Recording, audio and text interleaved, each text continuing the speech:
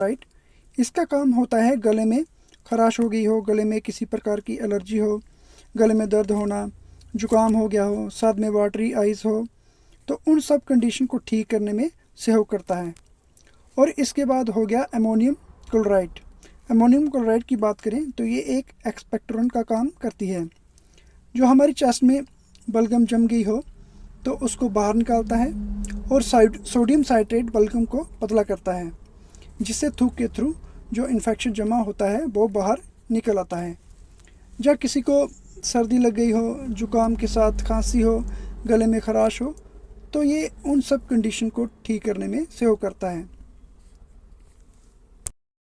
अब बात करते हैं इसके डोज की बात करें तो दोस्तों ये बच्चों और बड़ों दोनों को दी जा सकती है। बच्चों में बात करें तो जो बच्चे 4 साल से 6 साल तक के हैं उन्हें दिन में 2.5 ml या आधा चम्मच हर 4 घंटे